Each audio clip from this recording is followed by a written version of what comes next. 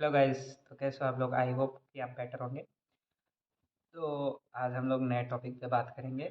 जैसे हम लोगों ने बताया था कि ये सही वीडियो आएगा। तो आज हम लोग स्पेस थीरीज के बारे में बात करेंगे, स्पेस टाइम के बारे में बात करेंगे।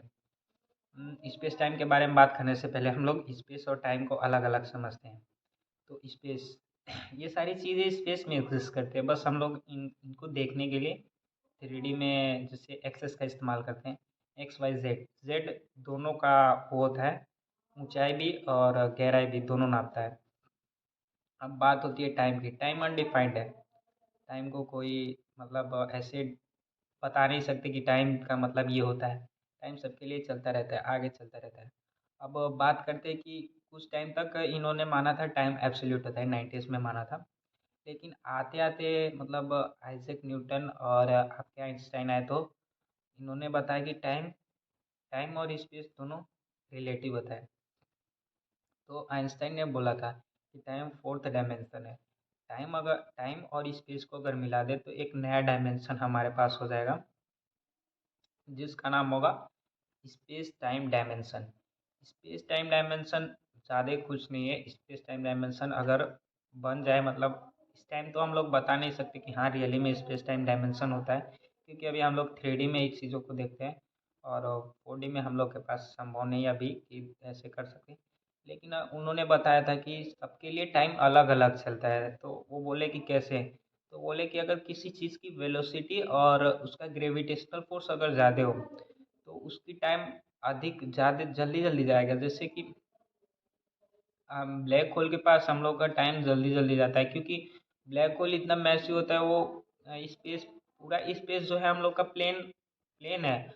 आइन- आइंस्टाइन ने बोला था कि पूरा स्पेस प्लेन है, लेकिन बोला था कहीं कहीं कर्व भी है।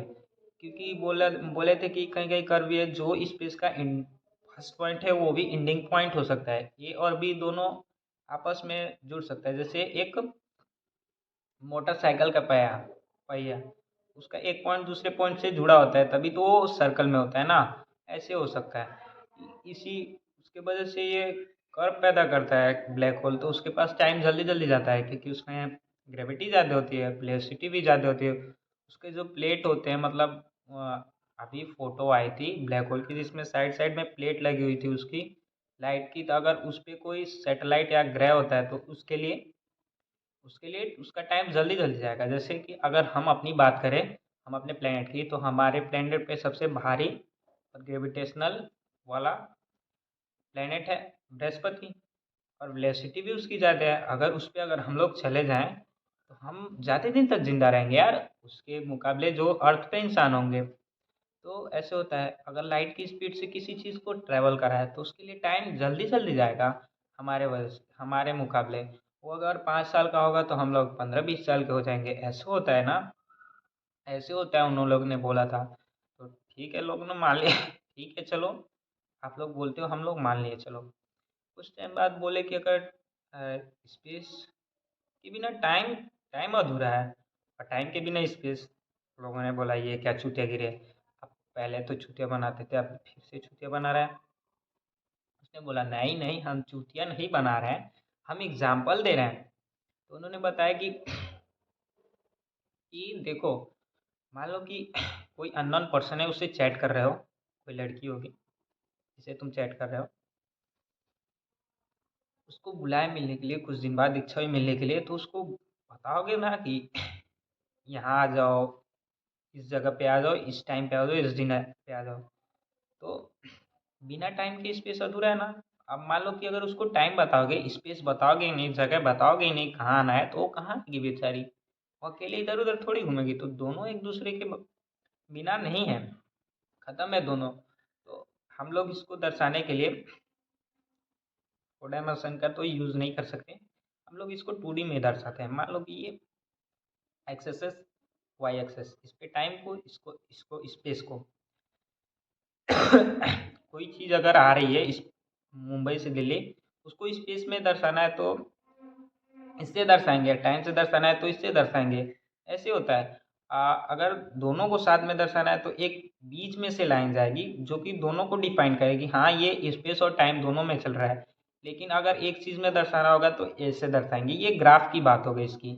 तो अब बात करते हैं कि ये स्पेस और टाइम दोनों रिलेटिव होते हैं, एक के बिना एक है ही नहीं।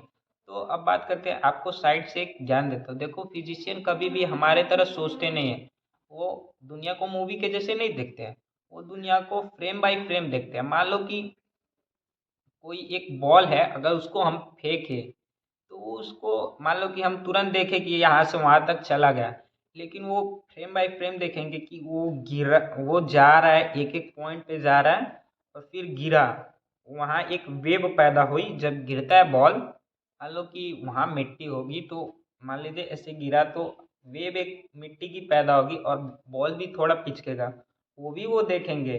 फिर वो उड़ा तो उसमें क्या मतलब वेलोसिटी में क्या परिवर्तन आया वो भी देखेंगे, और गया कहाँ गया, कहाँ जाएगा, वो ये सब देखेंगे। हम लोग तुरंत देख लेते हैं। तो ऐसे होते फिजिशियन, दुनिया को मूवी के टाइप से नहीं देखते हैं, दुनिया को फ्रेम बाय फ्रेम देखते हैं। तो आज के लिए बस स्पेस टाइम में इतना ही, आपको समझ में आ गया होगा। और आप मिलते हैं नेक्स्ट वीडियो में। Thank you for watching.